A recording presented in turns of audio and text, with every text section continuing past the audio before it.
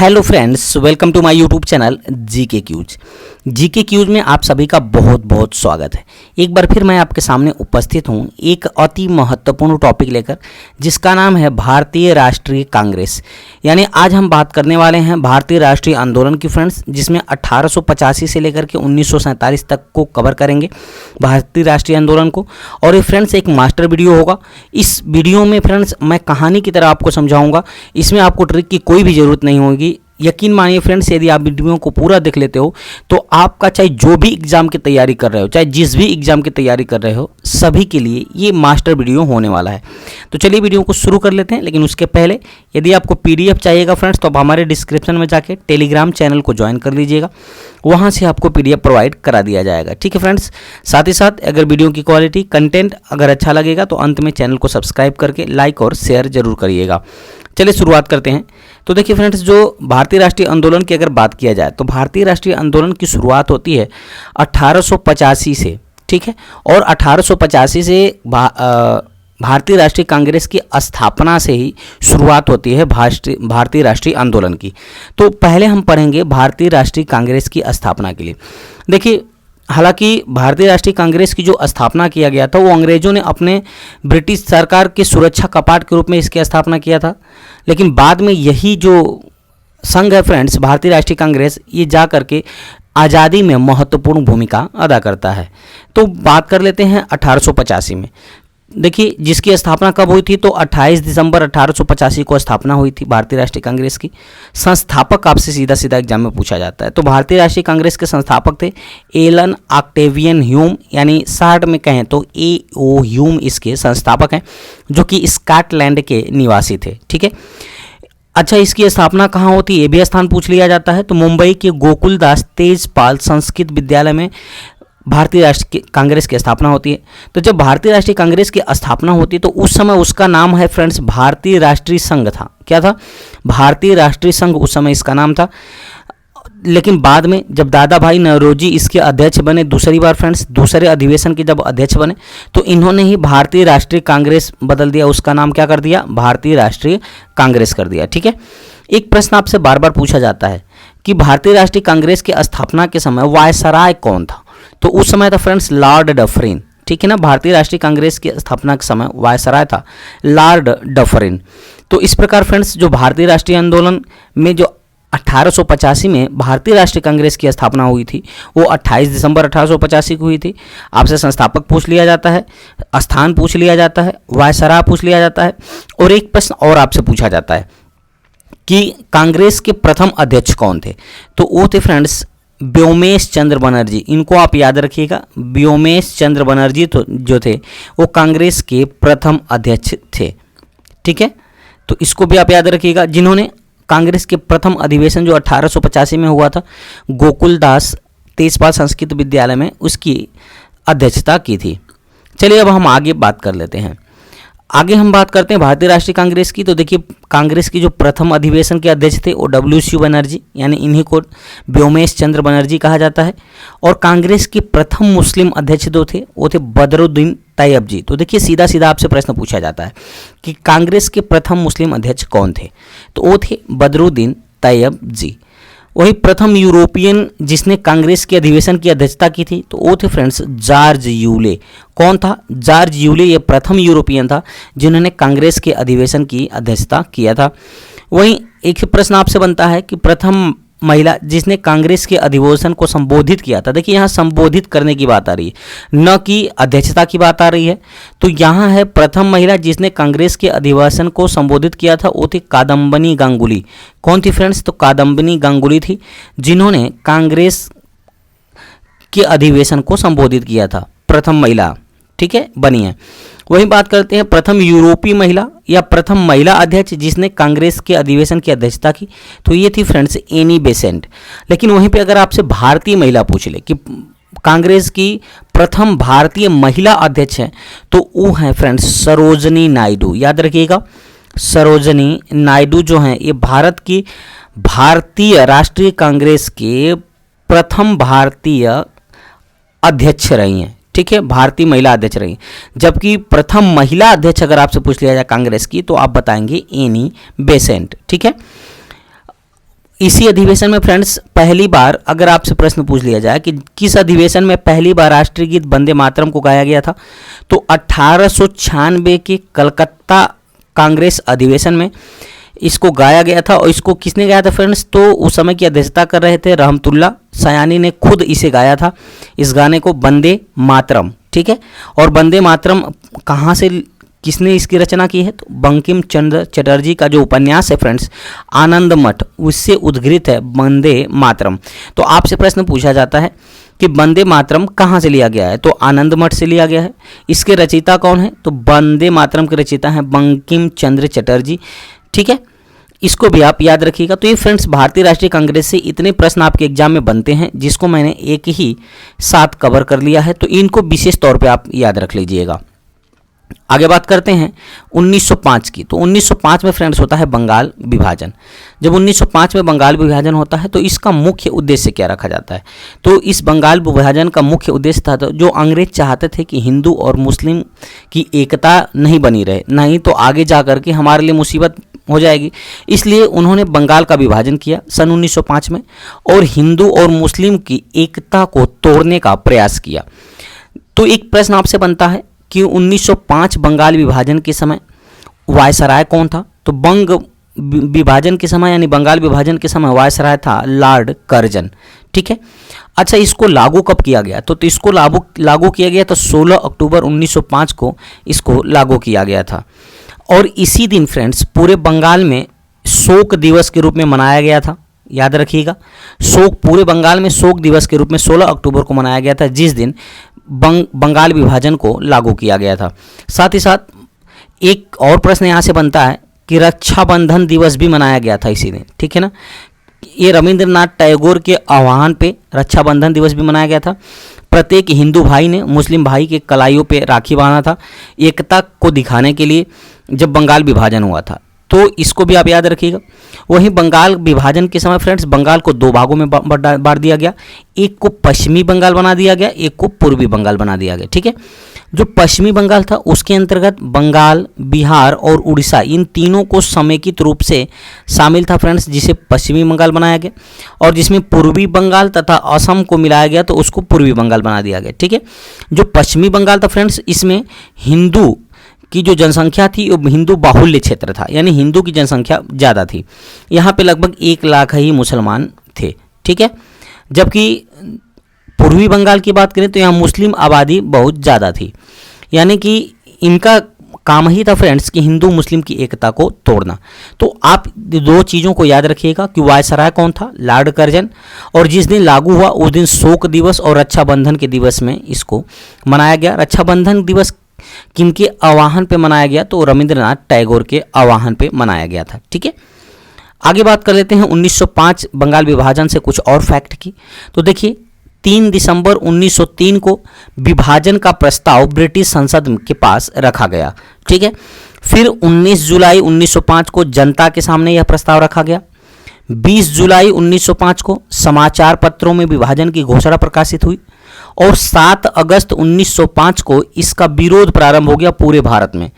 इसके बाद फिर 16 अक्टूबर 1905 को फ्रेंड्स बंगाल का विभाजन कर दिया गया और इसी दिन पूरे देश में शोक के रूप में मनाया गया। तो इस बंगाल को 2 भागों में बांट दिया गया, एक था फ्रेंड्स पूर्वी बंगाल और एक था पश्चिमी बंगाल। मैंने आपको पीछे बताया कि पूर्वी बंगाल में क्या क्या था, किनकी अधिकता थी, और पश्चिमी बंगाल में किनकी अधिकता थी। ठीक है, तो चलिए अब हम आगे बात कर लेते हैं। इसको फ्रेंड्स अच्छी तरह से देख लीजिएगा क्योंकि इनसे भी आपके एग्जाम में प्रश्न बनता है। बात करते हैं 16 अक्टूबर 1905 को विभाजन लागू हो गया। विभाजन के फलस्वरूप बंगाल एवं संपूर्ण देश में रोष एवं विरोध की लहर फैल गई। 16 अक्टूबर 1905 को पूरे बंगाल में शोक दिवस के रूप में मनाया गया। साथ ही साथ रविंद्रनाथ टैगोर के आह्वान पे 16 अक्टूबर 1905 को रक्षाबंधन दिवस भी मनाया गया। मैंने आपको पीछे भी बताया कि रक्षाबंधन दिवस के रूप में इसलिए मनाया गया ताकि हिंदू मुस्लिम की एकता बनी रहे और हिंदू भाइयों ने जो है मुस्लिम भाइयों के हाथों पे राखियाँ बांधी थी। बंगाल विभाजन के अवसर पर ही रविन्द्रनाथ टैगोर ने एक प्रसिद्ध गीत लिखा था जिसका नाम था अमार सोनार बंगला, और यही गीत फ्रेंड्स आगे जाकर के बांग्लादेश का राष्ट्रीय गान बन जाता है। तो यहाँ से देखिए रविन्द्रनाथ टैगोर एकमात्र ऐसे व्यक्ति थे जिन्होंने दो देशों का राष्ट्रगान लिखा है। एक तो भारत का राष्ट्रगान जनगण मन अधिनायक जय है, साथ ही साथ अमार सोनार बंगला जो कि बांग्लादेश का राष्ट्रगान है। तो इसको भी आप याद रखिएगा, ये जाकर के बाद में बांग्लादेश का राष्ट्रगान बना है। तो ये कुछ फैक्ट था फ्रेंड्स आपके बंगाल विभाजन से। बात कर लेते हैं 1906 की। तो 1906 में फ्रेंड्स मुस्लिम लीग की स्थापना होती है। ये काफ़ी अति महत्वपूर्ण हो जाता है। यहाँ से आप चलिए देखते हैं, बंगाल विभाजन की घोषणा के पश्चात मुसलमानों का एक जो शिष्टमंडल था जिसमें कुल 36 लोग थे, ये जाकर के फ्रेंड्स आगा खां के नेतृत्व में 1 अक्टूबर 1906 को शिमला में वायसराय लॉर्ड मिंटो से मिलता है और मुस्लिम लीग की स्थापना की मांग करता है। इस शिष्टमंडल के केंद्रीय, प्रांतीय और स्थानीय निकायों में मुसलमानों के लिए पृथक निर्वाचन मंडल की मांग करता है। देखिए पृथक निर्वाचन मंडल का मतलब क्या होता है? पृथक निर्वाचन मंडल का मतलब ये होता है कि अगर जैसे आरक्षित सीट हो, यानी अगर मुसलमान है, अगर प्रत्याशी मुसलमान है तो मुसलमान ही उसको वोट करेगा, अगर एससी का प्रत्याशी है तो एससी ही उसको वोट करेगा। तो इसको कहा जाता है पृथक निर्वाचन मंडल। तो आगा खां के नेतृत्व में 1 अक्टूबर 1906 को शिमला में वायसराय लॉर्ड मिंटो से 36 लोगों का एक शिष्टमंडल मिलता है मुस्लिम लीग का, और ये जो फ्रेंड्स ये पृथक निर्वाचन की मांग करता है। ठीक है, वहीं ढाका के नवाब सलीमुल्लाह के नेतृत्व में 30 दिसंबर 1906 को ढाका में आयोजित एक बैठक में मुस्लिम लीग की स्थापना की घोषणा की जाती है। तो यहाँ से आपका प्रश्न बनता है कि मुस्लिम लीग की स्थापना कब की गई थी? तो 30 दिसंबर 1906 को मुस्लिम लीग की स्थापना की गई थी। किसने किसने किया था ये भी आपसे प्रश्न पूछा जाता है।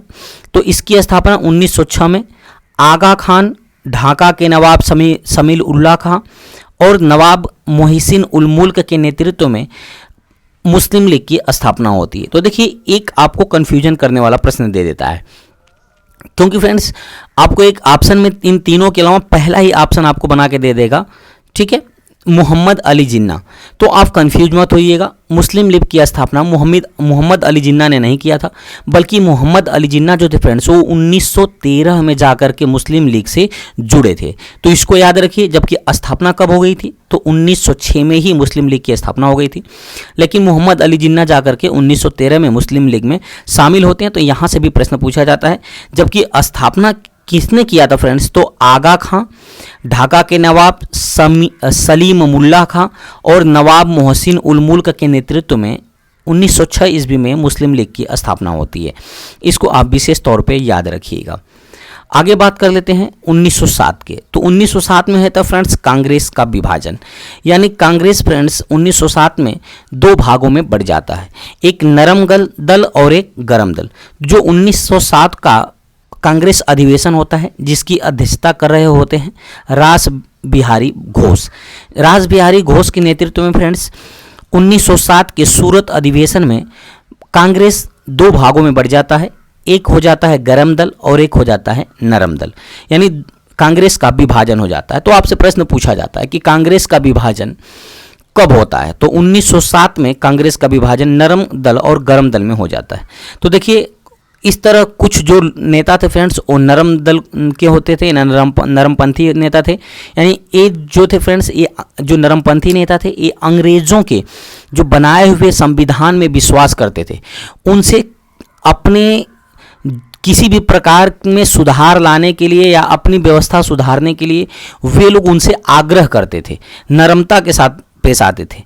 वहीं गरम दल में फ्रेंड्स ऐसा नहीं था, ये लोग इनका मानना था कि स्वराज हमारा जन्मसिद्ध अधिकार है और हम इसको लेकर रहेंगे, हम इसको भीख के रूप में क्यों माने, इनका मानना था।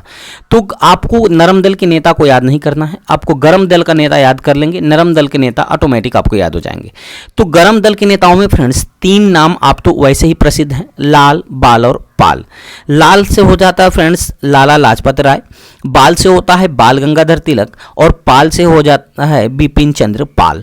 तो बाल गंगाधर तिलक, लाला लाजपत राय, बिपिन चंद्र पाल, इन्हीं को संयुक्त रूप से सम्मिलित रूप से लाल बाल पाल कहा जाता है, जो कि गर्म दल के सर्वोच्च नेता थे। और अरविंद घोष, इन चारों को आप याद कर लीजिए। उसके बाद बात आती है उदारवादी नरमपंथी नेता में, तो दादा भाई नौरोजी थे, फिरोज शाह मेहता थे, बदरुद्दीन तैयब जी थे, गोपाल कृष्ण गोखले, आनंद मोहन बसु, दिनवासा ई वाचा, सुरेंद्रनाथ बनर्जी, रमेश चंद्र दत्त, डॉक्टर रास बिहारी घोष और मनमोहन घोष। ये जो है फ्रेंड्स ये नरम दल में थे, ठीक है ना। और जबकि गरम दल के नेता में बाल, लाल बाल और पाल तथा अरविंद घोष। इसको याद रखिएगा फ्रेंड्स, क्योंकि इनसे आपके एग्जाम में सीधा सीधा प्रश्न पूछ लिया जाता है। तो ये था फ्रेंड्स 1907 का कांग्रेस अधिवेशन। अब आगे बात कर लेते हैं फ्रेंड्स 1908 की। तो 1908 को फ्रेंड्स एक घटना घटती है, खुदीराम बोस को फांसी दे दी जाती है। शहीद खुदीराम बोस को भारत में ब्रिटिश शासन का विरोध करने वाले सबसे युवा क्रांतिकारी सेनानी थे। तो खुदीराम बोस सबसे युवा क्रांतिकारी थे फ्रेंड्स, जो लगभग 18 साल की उम्र में थे और इनको 18 साल की उम्र में ही फांसी दे दी गई थी, ठीक है। इनका जन्म जो है फ्रेंड्स वो 3 दिसंबर 1889 को पश्चिम बंगाल के मिदनापुर जिले में हुआ था मुखदीराम बोस का। मुजफ्फरपुर के जो जज था जिसका नाम था D.H. किंग्सफोर्ड को मारने की साजिश के आरोप में खुदीराम बोस को मुजफ्फरपुर जेल भेज दिया गया, जिसे मुजफ्फरपुर षड्यंत्र के नाम से भी जाना जाता है। तो आपसे प्रश्न पूछा जाता है कि मुजफ्फरपुर षड्यंत्र के रूप में किसे जाना जाता है, तो जब खुदीराम बोस को फ्रेंड्स भेज दिया जाता है मुजफ्फरपुर जेल, तो इसी को मुजफ्फरपुर षड्यंत्र के नाम से जाना जाता है। और 11 अगस्त 1908 को 18 वर्ष की आयु में ही उन्हें फांसी पर लटका दिया जाता है।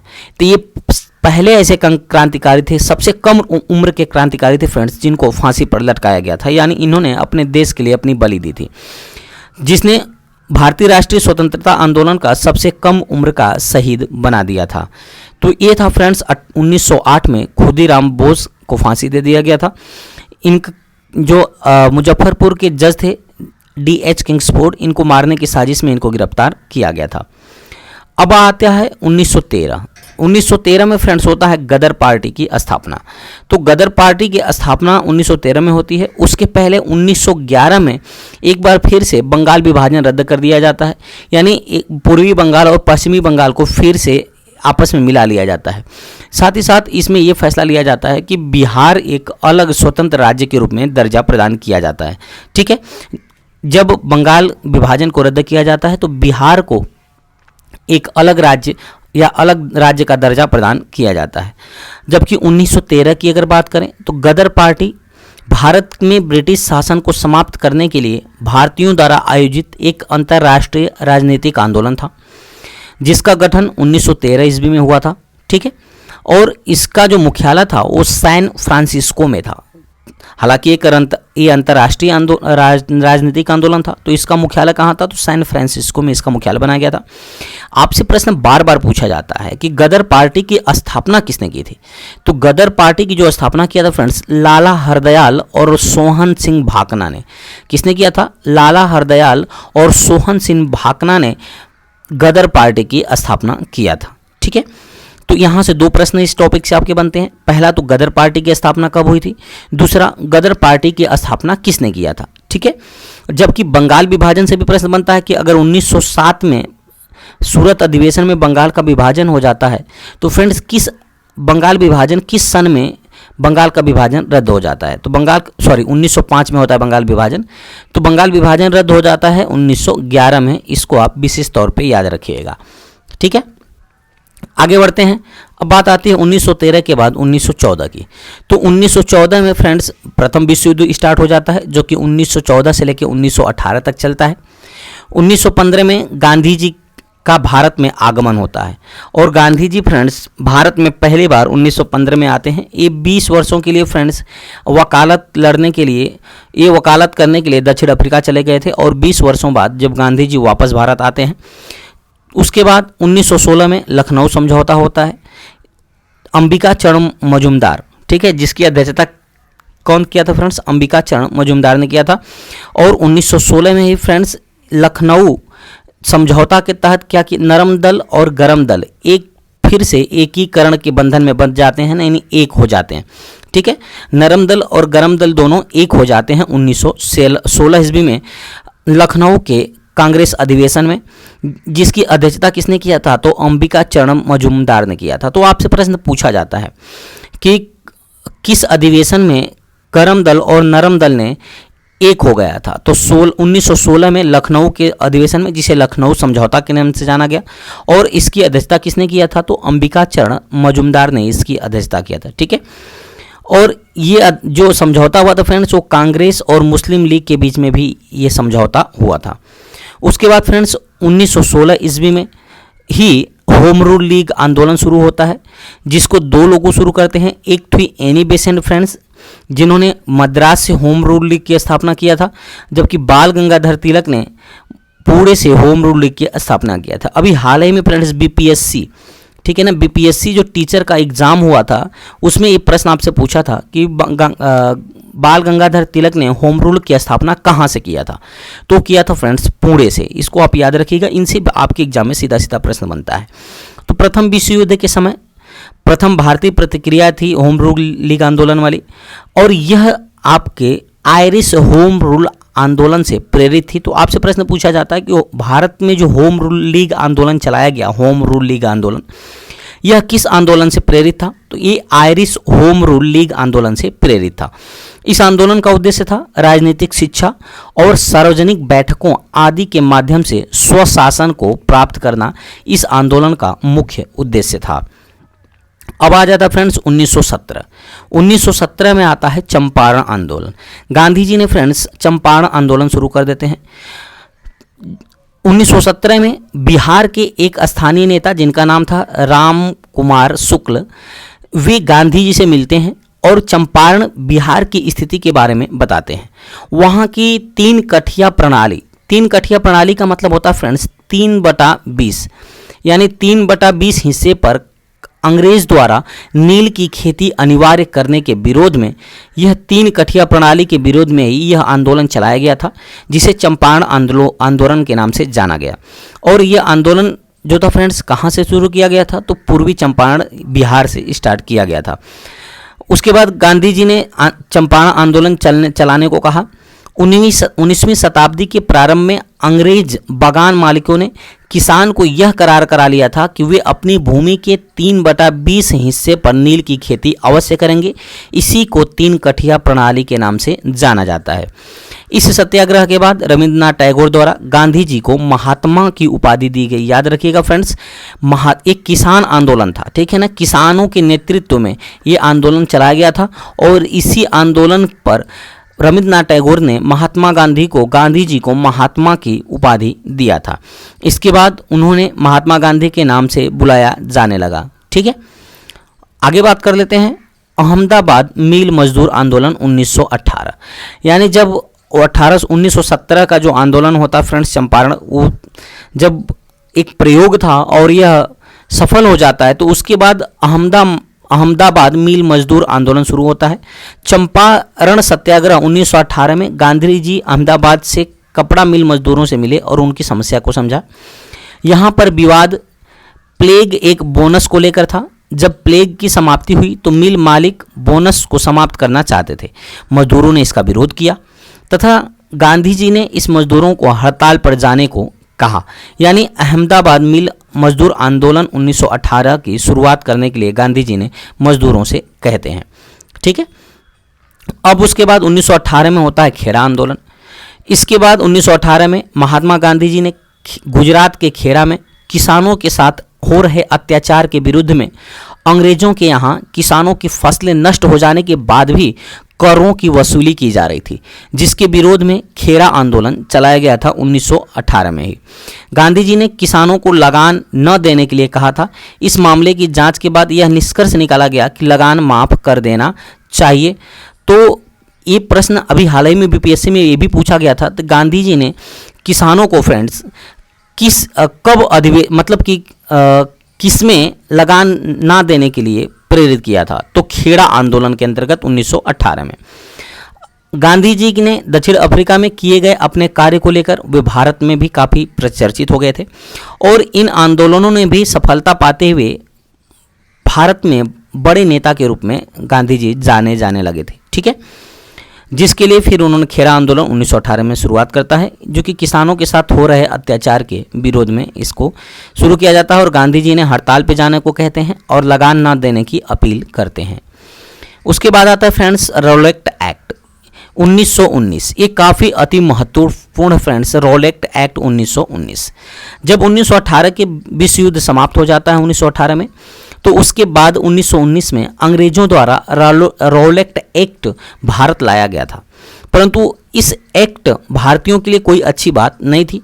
जैसा कि गांधी जी तो फ्रेंड्स वो भारत के लोग सोच रहे थे कि क्योंकि जैसे ही हमने उसके ऊपर चर्चा की थी कि भारतीयों को विश्व युद्ध में अंग्रेजों की मदद के लिए अंग्रेजी सेना में भर्ती होने का प्रोत्साहन दे रहे थे ताकि विश्व युद्ध के बाद अंग्रेज भारत के लिए कुछ अच्छे कदम उठाएंगे, लेकिन ऐसा कुछ नहीं हुआ। खुद गांधी जी ने भारतीयों को इस में भाग लेने के लिए प्रेरित किया था कि आप विश्व युद्ध में भाग लिए, क्योंकि गांधी जी का मानना था कि अगर हम लोग इस युद्ध में भाग लेते हैं तो अंग्रेजों द्वारा भारत के लिए कुछ अच्छा किया जाएगा, लेकिन ऐसा कुछ भी नहीं हुआ और बल्कि रॉलेट एक्ट लाया गया 1919 में, जिसे बिना अपील, बिना वकील और बिना दलील का कानून कहा गया।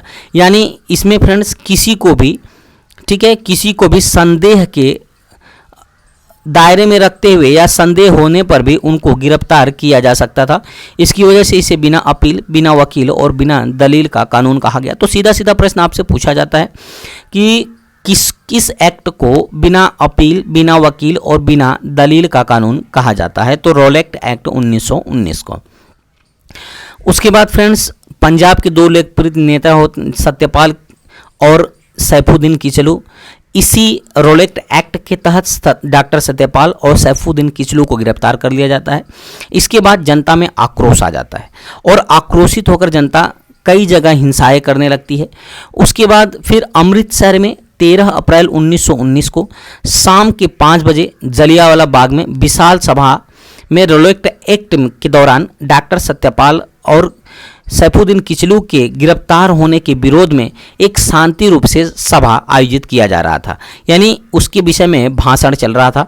तभी सैन्य अधिकारी ब्रिगेडियर जनरल रोगिनॉल्ड डायर ने फौज पर भीड़ पर गोली चलाने का आदेश दे दिया। यानी कहा उन्होंने फौज को पूरे भीड़ पे गोली चलाने का आदेश दे दिया। इस घटना कांड में लगभग 1500 लोग मारे गए और फ्रेंड्स 1500 लोग मारे गए। वैसे सरकारी आंकड़ों के अनुसार अगर बात किया जाए तो इसमें 379 लोग मारे गए थे और घायलों की संख्या 1200 बताई गई थी। जलियांवाला नरसंहार के समय भारत का जो वायसराय था वो वायसराय लॉर्ड चेम्सफोर्ड था। ठीक है ना, भारत का वायसराय कौन था? तो वायसराय लॉर्ड चेम्सफोर्ड था जलियांवाला नरसंहार के समय। ठीक है, और इसमें फ्रेंड्स हंसराज नामक व्यक्ति, ठीक है ना, हंसराज नामक व्यक्ति ने मुखबिरी किया था और इन्हें जनरल डायर की मदद किया था। आगे बढ़ते हैं खिलाफत आंदोलन की। खिलाफत आंदोलन की शुरुआत होती है 1919 से 1922 तक। यह आंदोलन फ्रेंड्स तुर्की के खलीफा को सारे विश्व में मुस्लिमों का धार्मिक गुरु माना जाता था और उनके ऊपर अंग्रेजों द्वारा बुरा व्यवहार किया जा रहा था और अंग्रेजों ने इसके साथ इस बुरे व्यवहार को लेकर भारत में मुस्लिम ने अंग्रेज के विरुद्ध खिलाफत आंदोलन शुरू कर दिया था। गांधी जी ने भी इस आंदोलन का सहयोग किया था। तो हालांकि खिलाफत आंदोलन की शुरुआत अली बंधुओं द्वारा किया गया था। शौकत अली और मोहम्मद अली ये दोनों भाई थे फ्रेंड्स, जिनके नेतृत्व में खिलाफत आंदोलन की शुरुआत होती है 1919 में। फिर बाद में गांधी जी जाकर इसका नेतृत्व करते हैं। गांधी जी का मात्र एक ही उद्देश्य रहता है फ्रेंड्स, ताकि हिंदू मुस्लिम की एकता को बनाए रखना, यानी मुस्लिम भी भारत राष्ट्रीय आंदोलन में भाग लें। इसके लिए गांधी जी ने फ्रेंड्स इस आंदोलन यानी खिलाफत आंदोलन की भी अध्यक्षता करते हैं। ठीक है, प्रारंभ में इस आंदोलन का नेतृत्व शौकत अली और मोहम्मद अली द्वारा किया गया था, परंतु बाद में खिलाफत आंदोलन का नेतृत्व गांधी जी के द्वारा भी किया गया।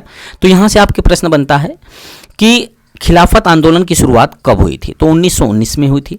और खिलाफत आंदोलन की शुरुआत किसने किया था? तो खिलाफत आंदोलन की शुरुआत किया था अली बंधुओं ने, यानी शौकत अली और मोहम्मद अली ने। ठीक है, अब आगे बात कर लेते हैं। 1920 में होता है असहयोग आंदोलन। इस घटना को देखते हुए गांधी जी द्वारा 1920 में असहयोग आंदोलन की शुरू किया गया था। यह गांधी जी का प्रथम सबसे बड़ा आंदोलन में से एक था जो असहयोग आंदोलन शुरू किया गया था। हालांकि गांधी जी को फ्रेंड्स जो 1918 में आंदोलन हुआ था, 1917 में चंपारण आंदोलन हुआ था और खेड़ा आंदोलन हुआ था 18 में, इसमें सफलता प्राप्त हुई थी। इसको लेकर गांधी जी ने असहयोग आंदोलन शुरू कर दिया था जो 1919 में जलियांवाला बाग हत्याकांड हुआ था उसके विरोध में। यह आंदोलन अहिंसक होना था, जिसमें भारतीयों को अपने खिताबों का त्याग करना था, सरकारी शिक्षण संस्थानों का त्याग करना था, सरकारी मिल रही सेवाओं का त्याग करना था, विदेशी सामान और चुनावों का बहिष्कार करना था, अंततः करों का भुगतान करने से इनकार करना था। यानी ये जो आंदोलन था वो पूर्ण रूप से अहिंसक होने वाला था। और इसी आंदोलन के तहत फ्रेंड्स गांधी जी के द्वारा जो गांधी जी को अंग्रेजों ने केसर-ए-हिंद की उपाधि दिया था, इसका इन्होंने त्याग दिया, यानी अंग्रेजों को वापस लौटा देते हैं। जब गांधी जी, जैसा कि मैंने पीछे बताया फ्रेंड्स, कि गांधी जी जब चाहते थे कि भारत के जो लोग हैं वो प्रथम विश्व युद्ध में हिस्सा लें ताकि अंग्रेज उनके लिए कुछ करें, तो अंग्रेजों ने हालांकि उनके लिए कुछ नहीं किया बल्कि उसके विरोध में रॉलेट एक्ट ला दिया। जबकि इसी से क्षुब्ध होकर गांधी जी ने उस समय मदद करने के लिए ही गांधी जी को केसर-ए-हिंद की उपाधि प्रदान किया गया था अंग्रेजों के द्वारा। जबकि जब 1919 का जलियांवाला बाग हत्याकांड होता फ्रेंड्स, तो उसके बाद गांधी जी क्षुब्ध होकर के अपनी केसर-ए-हिंद की उपाधि को लौटा देते हैं असहयोग आंदोलन के समय। तो आपसे प्रश्न पूछा जाता है कि गांधी जी ने केसर-ए-हिंद की उपाधि कब लौटाई थी? तो असहयोग आंदोलन के समय गांधी जी ने अपना केसर-ए-हिंद की उपाधि लौटा दी थी। ठीक है, और असहयोग आंदोलन की शुरुआत कब होती है? तो 1920 में असहयोग आंदोलन की शुरुआत होती है। आगे बात करते हैं स्वराज पार्टी। तो 1923 ईस्वी में फ्रेंड्स स्वराज पार्टी की स्थापना होती है। ठीक है, देशबंधु चित्तरंजन दास और मोतीलाल नेहरू के नेतृत्व में स्वराज पार्टी की स्थापना 1923 में होती है। जो फ्रेंड्स कुछ नेता थे जैसे देशबंधु चित्तरंजन दास थे और मोतीलाल नेहरू, ये लोग फ्रेंड्स गांधी जी के विचार से सहमत नहीं थे, जिसकी वजह से इन्होंने 1923 ईस्वी में स्वराज पार्टी की स्थापना किया। जो गांधी जी के विचारों के साथ सहमत नहीं रहा करते थे, उन्होंने एक नई पार्टी बनाई जिसका नाम रखा स्वराज पार्टी। इस क्रम में चित्तरंजन दास और मोतीलाल नेहरू ने इलाहाबाद में मार्च 1923 में स्वराज पार्टी की स्थापना किया था। तो दो प्रश्न बनता है, स्वराज पार्टी की स्थापना किसने किया था? तो देशबंधु चित्तरंजन दास और मोतीलाल नेहरू ने किया था। और किस सन में किया था? तो 1923 ईस्वी में स्वराज पार्टी की स्थापना किया गया था। उसके बाद आता है फ्रेंड्स 1924 का बेलगांव अधिवेशन कांग्रेस का, जो काफ़ी अति महत्वपूर्ण हो जाता है। यह एकमात्र ऐसा अधिवेशन होता है फ्रेंड्स जिसमें महात्मा गांधी ने अध्यक्षता की है। तो आपसे प्रश्न पूछा जाता है कि वह कौन सा आंदोलन था, वो कौन सा कांग्रेस का अधिवेशन था जिसमें महात्मा गांधी ने जिसकी अध्यक्षता की थी? तो 1924 का बेलगांव अधिवेशन था जिसमें मात्र एक बार महात्मा गांधी ने अध्यक्षता की थी। वो भी कांग्रेस का ये 40वां अधिवेशन था, इसको भी आप याद रखिएगा, जिसके अध्यक्ष बने थे महात्मा गांधी। उसके बाद फ्रेंड्स 1928 में साइमन कमीशन आता है भारत। तो साइमन कमीशन 3 फरवरी 1928 को विलायत से मुंबई पहुंचता है और यहाँ पर इसका जो स्वागत होता है वो देशव्यापी हड़ताल के रूप में होता है। जब कमीशन दिल्ली पहुंचा तो वहाँ काले झंडे उनको दिखाए गए और साइमन कमीशन गो बैक यानी साइमन कमीशन वापस जाओ के नारों के साथ विरोध भी किया गया था। ठीक है, साइमन कमीशन जब लाहौर पहुंचा तो लाला लाजपत राय के नेतृत्व में इनके खिलाफ प्रदर्शन किया गया और पुलिस के लाठी चार्ज के कारण ही कुछ दिनों के बाद लाला लाजपत राय की मृत्यु हो गई थी। ठीक है, और इसी समय लाला लाजपत राय ने कहा था कि मेरे सर पे किए गए लाठी का एक एक प्रहार अंग्रेजों के शासन में ताबूत अंग्रेजों के शासन के ताबूत में कील ठोकने के समान होगा। तो इसमें लाठीचार्ज में इनको चोट लग जाती है और कुछ दिनों बाद फ्रेंड्स लाला लाजपत राय की मृत्यु हो जाती है। तो ये आपके लिए यहाँ से 2 प्रश्न पूछा जाता है कि साइमन कमीशन कब भारत आया था, तो 1928 में आया था, मुंबई में पहुंचा था पहली बार। उसके बाद friends Simon commission go back के नारे लगाए गए थे इसका विरोध में। और एक प्रश्न आपसे प्रश्न पूछा जाता है कि 1924 ईस्वी में जो बेलगांव अधिवेशन हुआ था उसकी अध्यक्षता एकमात्र अध्यक्षता किया था महात्मा गांधी ने बेलगांव अधिवेशन का। तो यहाँ से भी सीधा सीधा प्रश्न बन जाता है। अब आगे बात कर लेते हैं 1929 का लाहौर अधिवेशन, जिसकी अध्यक्षता किसने किया था, तो जवाहरलाल नेहरू ने। यह जो था फ्रेंड्स ये काफ़ी अति महत्वपूर्ण हो जाता है। इसी आंदोलन में यानी इसी अधिवेशन में फ्रेंड्स पूर्ण स्वराज की मांग की जाती है। यानी 1929 के लाहौर अधिवेशन में जवाहरलाल नेहरू की अध्यक्षता में पूर्ण स्वराज की मांग की जाती है। तो ये अधिवेशन आपके लिए काफ़ी इंपॉर्टेंट हो जाता है, क्योंकि आपके एग्जाम में सीधा प्रश्न पूछा जाता है कि पूर्ण स्वराज की मांग कब किया गया था। तो पूर्ण स्वराज की मांग किया गया था 1929 के लाहौर अधिवेशन में, जिसकी अध्यक्षता करते हैं जवाहरलाल नेहरू। ठीक है। उसके बाद गांधी जी ने फ्रेंड्स 12 मार्च 1930 से लेकर के 6 अप्रैल 1930 के बीच में दांडी मार्च निकलते हैं, यानी जिसे नमक सत्याग्रह के नाम से भी जाना जाता है। दांडी मार्च 12 मार्च 1930 से शुरू हुआ था और 6 अप्रैल 1930 तक चला था। यह दांडी मार्च गांधी जी द्वारा साबरमती आश्रम से लेकर के दांडी गुजरात तक चलाया गया था। इसमें गांधी जी के साथ भारत के अलग अलग क्षेत्रों से कुल 78 सहयोगियों ने भाग लिया था। ठीक है। और कुल 241 मील की दूरी तय किया गया था। और इसमें फ्रेंड्स बाद में जाकर के इनकी संख्या हजारों हो गई थी, लेकिन जब शुरुआत किया गया था दांडी मार्च की तो उसमें अलग अलग क्षेत्रों से 78 सहयोगियों ने ही भाग लिया था। तो आपसे प्रश्न पूछ लिया जाता है कि दांडी मार्च के दौरान गांधी जी के साथ कितने सहयोगियों ने भाग लिया था, तो 78 ने। और कितनी दूरी तय की गई थी, तो 241 मील की दूरी इस मार्च के तहत तय किया गया था। उसके बाद होता है फ्रेंड्स प्रथम गोलमेज सम्मेलन। तो प्रथम गोलमेज सम्मेलन जो था फ्रेंड्स अंग्रेजों का एक ऐसा प्रयत्न था, ऐसा प्रयास था ताकि जो उभरते हुए भारतीय नेता हैं उनको अपने साथ मिला लिया जाए। इसलिए लंदन में गोलमेज सम्मेलन रखा जाता है। और गोलमेज का मतलब क्या होता है, तो जैसे डाइनिंग टेबल आप देखते हैं तो डाइनिंग टेबल जो है था फ्रेंड्स इस टाइप का होता है, लेकिन अगर वो डाइनिंग टेबल गोल हो यानी इसमें कोई मुखिया नहीं होगा, सब समान है। कौन है फ्रेंड्स, ये अंग्रेजों को दिखाने के लिए ऐसा किया गया कि सब क्या है, समान है, इस आंदोलन में कोई किसी का मुखिया नहीं है। तो इसी को कहा गया गोलमेज सम्मेलन। ठीक है। यह सम्मेलन जो था फ्रेंड्स 12 नवंबर 1930 से लेकर के 19 जनवरी 1931 तक चला था। इस सम्मेलन में सेंट जेम्स पैलेस में आयोजित किया गया था यह सम्मेलन। और जब प्रथम गोलमेज सम्मेलन हुआ था फ्रेंड्स उस समय ब्रिटिश के जो सम्राट थे वो थे जॉर्ज पंचम और ब्रिटिश के प्रधानमंत्री थे रैमजे मैकडोनाल्ड और उस समय के गवर्नर जनरल थे लॉर्ड इरविन।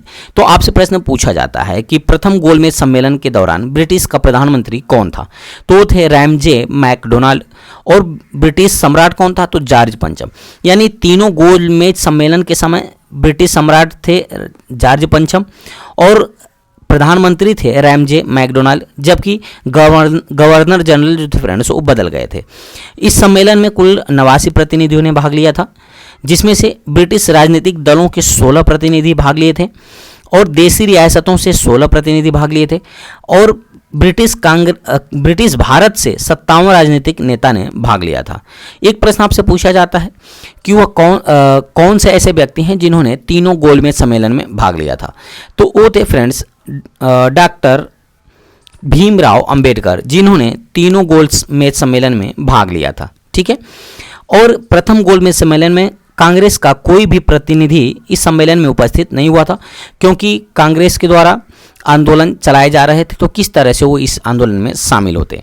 उसके बाद फ्रेंड्स होता है द्वितीय गोलमेज सम्मेलन, जो 7 सितंबर 1931 को शुरू होता है। और इस समय भी मैंने आपसे बताया कि जॉर्ज पंचम जो थे वो ब्रिटिश के सम्राट थे और प्रधानमंत्री कौन थे, तो रैमजे मैकडोनाल्ड प्रधानमंत्री थे, जबकि वायसराय बदल गए थे।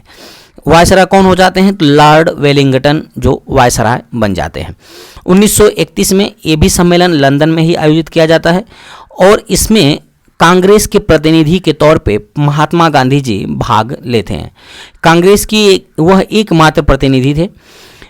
उसके बाद महिला प्रतिनिधि के रूप में सरोजिनी नायडू भाग लेती हैं बेगम जहां आरा शाहनवाज भी भाग लेती हैं और राष्ट्रीय दल के प्रतिनिधि मदन मोहन मालवीय ने लेते हैं। दलित वर्ग के प्रतिनिधि डॉक्टर भीमराव अंबेडकर भाग लेते हैं और मुसलमानों में आगा खां तृतीय, मौलाना शौकत अली और मोहम्मद अली जिन्ना इस गोलमेज सम्मेलन में भाग लेते हैं। उसके बाद फ्रेंड्स ये क्या होता है कि इस गोलमेज सम्मेलन में जब गांधी जी इस सम्मेलन में भाग लेते हैं तो जो अलग अलग जो व्यक्ति थे, अलग अलग जो प्रतिनिधि थे, इन्होंने अपने लिए अलग अलग मांग करना शुरू कर दिया, यानी अलग अलग निर्वाचन मंडल की मांग करना शुरू कर दिया। तो इसकी वजह से गांधी जी नाराज हो गए और वहाँ से वापस आए और इन्होंने हड़ताल शुरू कर दिया, यानी भूख हड़ताल शुरू कर दिया था। उसके बाद फ्रेंड्स होता है पूना पैक्ट, जो 26 सितंबर 1932 को होता है पूना पैक्ट। गांधी जी दलितों के लिए पृथक निर्वाचन मंडल बनाए जाने से बहुत दुखी हुए और 20 सितंबर 1932 से पूना के एरवदा जेल में आमरण अनशन प्रारंभ कर दिया। मदन मोहन मालवीय, डॉक्टर राजेंद्र प्रसाद एवं सी गोपालचारी के प्रयासों से पूना में गांधी जी एवं डॉक्टर अंबेडकर के मध्य एक समझौता हुआ। इस समझौते के अनुसार दलित के लिए पृथक निर्वाचन मंडल को समाप्त कर दिया गया और जो प्रांतों में दलितों के लिए सुरक्षित सीटें थी उसकी संख्या को 71 से बढ़ाकर 147 कर दिया गया और इस समझौते पर गांधी जी एवं डॉक्टर अंबेडकर में के भी हस्ताक्षर होते हैं। तो जो पृथक निर्वाचन की मांग किया जा रहा था किसके द्वारा, तो डॉक्टर BR अंबेडकर के द्वारा, तो इस निर्वाचन को रद्द कर दिया जाता है और जो दलितों का भागीदारी है वो फ्रेंड्स 71 से बढ़ाकर 147 कर दिया जाता है। अब बात करते हैं आगे। अब होता है फ्रेंड्स तृतीय गोलमेज सम्मेलन। तो तृतीय गोलमेज सम्मेलन की शुरुआत होती है 17 नवंबर 1932 से 24 दिसंबर 1932 तक यह अधिवेशन चलता है गोलमेज सम्मेलन का। यह तीसरा गोलमेज सम्मेलन था और इस तीसरे गोलमेज सम्मेलन के तहत, ठीक है फ्रेंड्स, जॉर्ज पंचम ही रहते हैं ब्रिटिश सम्राट, प्रधानमंत्री रैमजे मैकडोनाल्ड ही और लॉर्ड वेलिंगटन जो हैं फ्रेंड्स ये थे वायसराय। ठीक है, इस गोलमेज सम्मेलन में फ्रेंड्स कांग्रेस का कोई भी प्रतिनिधि भाग नहीं लिया था। इंग्लैंड की लेबर पार्टी ने भी कोई भाग नहीं लिया था और मोहम्मद अली जिन्ना को तो आमंत्रित ही नहीं किया गया था इस गोलमेज सम्मेलन में। तो यह गोलमेज सम्मेलन भी असफल रहता है। ठीक है, यानी इंग्लैंड की जो लेबर पार्टी थी उसने भी इसमें भाग नहीं लिया था। तो उम्मीद करते हैं फ्रेंड्स इतना आप अच्छी तरह से समझ पाए होंगे। तो यहाँ से आपके प्रश्न बनता है, पहला कि प्रथम गोलमेज सम्मेलन के समय वायसराय कौन था और द्वितीय और तृतीय गोलमेज सम्मेलन के समय वायसराय कौन था। ठीक है, प्रधानमंत्री तो तीनों ही गोलमेज सम्मेलन के समय ब्रिटिश प्रधानमंत्री रैमजे मैकडोनाल्ड थे और ब्रिटिश सम्राट थे जॉर्ज पंचम। ठीक है, तो चलिए अब हम आगे की तरफ बढ़ते हैं 1932 के आगे। अब फ्रेंड्स आता है 1935। 1935 में भारत सरकार अधिनियम आता है जो कि 1935 ब्रिटिश संसद द्वारा 1935 में पारित किया गया और 1937 में इसे लागू किया गया। यह लॉर्ड लिनलिथगो के नेतृत्व वाली सरकार चयन समिति के रिपोर्ट पर आधारित था। भारत सरकार अधिनियम जो हमारा संविधान बना फ्रेंड्स, उसमें भारत सरकार अधिनियम 1935 से काफ़ी चीज़ें लिया गया है, यानी ये उसका एक बेस रहा है। उसके बाद होता है फ्रेंड्स 1939 में द्वितीय विश्व युद्ध की शुरुआत हो जाती है और द्वितीय विश्व युद्ध की शुरुआत 1 सितंबर 1939 से 2 सितंबर 1945 तक, यानी कि लगभग 6 वर्ष तक ये चलता है। जबकि 1940 में मुस्लिम लीग ने 1940 में एक अलग देश पाकिस्तान की मांग किया था। तो आपसे प्रश्न पूछा जाता है कि मुस्लिम लीग ने कब पाकिस्तान की मांग किया था, तो 1940 में। ठीक है, जबकि इसकी स्थापना हुई थी 1906 में मुस्लिम लीग की। और किसने मांग किया था फ्रेंड्स, तो मोहम्मद अली जिन्ना ने मांग की थी। मोहम्मद अली जिन्ना जो है फ्रेंड्स 1913 में मुस्लिम लीग से जुड़ते हैं। उसके बाद फ्रेंड्स 1942 में क्रिप्स प्रस्ताव आता है और इस क्रिप्स मिशन का जो 1942 में भारत आया, रदरफोर्ड क्रिप्स ब्रिटेन के विंस्टन चर्चिल की गठबंधन सरकार के श्रम मंत्री थे। क्रिप्स मिशन 22 मार्च से 11 अप्रैल 1942 तक भारत आया। इसका उद्देश्य था द्वितीय विश्व युद्ध में ब्रिटिश युद्ध के लिए भारतीय सहयोग को प्राप्त करना। इस उद्देश्य है, चूँकि पहले ही भारतीय फ्रेंड्स एक बार प्रथम विश्व युद्ध में सहायता करके अंग्रेजों की चाल को समझ लिए थे, इसलिए इन्होंने स्टैनफोर्ड क्रिप्स को द्वितीय विश्व युद्ध में भाग लेने से मना कर दिया। उसके बाद फ्रेंड्स 1942 में भारत छोड़ो आंदोलन होता है, जिसे अगस्त क्रांति के नाम से भी जाना जाता है। इसके बाद अंग्रेजों द्वारा ऑपरेशन जीरो चलाया गया, जिसके तहत गांधी जी सहित लगभग सारे बड़े नेताओं को गिरफ्तार कर लिया जाता है। यानी भारत छोड़ो आंदोलन को दमित करने के लिए अंग्रेजों द्वारा ऑपरेशन जीरो आवर चलाया जाता है। तो और इसी के तहत फ्रेंड्स भारत के जितने भी बड़े नेता थे उनको गिरफ्तार कर लिया जाता है, नज़रबंद कर लिया जाता है। गांधी जी को अंग्रेजों द्वारा गिरफ्तार करके आगा खां पैलेस में कैद कर रखा था और अंग्रेजों की ओर से पूरी कोशिश इस आंदोलन को दबाने की हो रही थी, परंतु इस आंदोलन की दूसरी पंक्ति के नेताओं ने अलग अलग क्षेत्रों में यह आंदोलन जारी रखा। इसके साथ ही साथ लोगों ने भी इस आंदोलन में खूब सहयोग किया था और यह आंदोलन भारत के अंतिम सबसे बड़ी स्वतंत्रता संग्राम की लड़ाई में एक था। ठीक है, 1945 में शिमला सम्मेलन होता है और इस शिमला सम्मेलन में फ्रेंड्स शिमला में वायसराय लॉर्ड वेवेल और ब्रिटिश भारत के प्रमुख राजनीतिक नेताओं के बीच एक बैठक की गई थी। यह बेबल योजना के प्रावधानों पर चर्चा करने के लिए आयोजित किया गया था। 24 जून 1945 को शिमला में शुरू हुआ था और 14 जुलाई 1945 तक यह चला हुआ था, जबकि शिमला सम्मेलन जो था फ्रेंड्स ये विफल हो गया था। ठीक है, उसके बाद होता है 1946 में कैबिनेट मिशन भारत आता है और भारत के लिए एक संविधान के निर्माण के संबंध में भारतीय नेताओं के साथ समझौता पहुंचाना था। एक संविधान बनाने वाली संस्था भारत की संविधान सभा को तैयार करना था इसका उद्देश्य। साथ ही साथ प्रमुख भारतीय दलों के समर्थन में एक कार्यकारी परिषद का स्थापना करना था। इस कैबिनेट मिशन का उद्देश्य था भारत के अंदर संवैधानिक सुधार करना, यानी संविधान निर्माण में उनकी संविधान सभा का बनाना और एक कार्यकारी परिषद का गठन करना था, जो कि 1946 में कैबिनेट मिशन भारत आता है। 1947 में 22 मार्च 1947 को ब्रिटिश भारत का 34वां एवं अंतिम governor general Lord Mountbatten Bharat आता है और लगभग 2 महीने की वार्ता के पश्चात लॉर्ड माउंटबेटन इस निष्कर्ष पर पहुंचा कि भारत का विभाजन अनिवार्य हो गया है। लॉर्ड माउंटबेटन की योजना के अनुसार भारत और पाकिस्तान 2 अलग देश बन गए। ठीक है फ्रेंड्स, ये जो था फ्रेंड्स भारत ये बन गया पाकिस्तान, तो ये पहले एक था पश्चिमी पाकिस्तान और दूसरा बना पूर्वी पाकिस्तान और बाद में जाकर के फ्रेंड्स ये पाकिस्तान से स्वतंत्र होकर के बांग्लादेश बन जाता है। लेकिन जब अलग होता है फ्रेंड्स तो उस समय पश्चिमी पाकिस्तान होता है और ये था पूर्वी पाकिस्तान।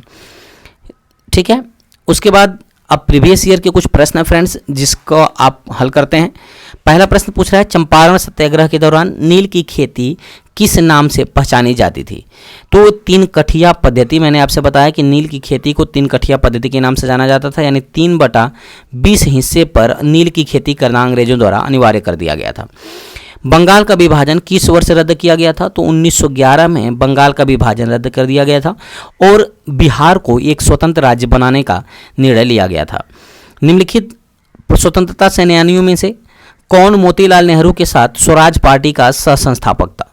तो फ्रेंड्स मोतीलाल नेहरू और कौन था? चित्तरंजन दास, यानी इस क्वेश्चन का विकल्प नंबर बी बिल्कुल सही हो जाएगा। चित्तरंजन दास और मोतीलाल नेहरू ने स्वराज पार्टी की स्थापना किया था। अगला प्रश्न है निम्नलिखित में से कालानुक्रम को व्यवस्थित कीजिए और नीचे गए कूट का सही उत्तर चयन कीजिए।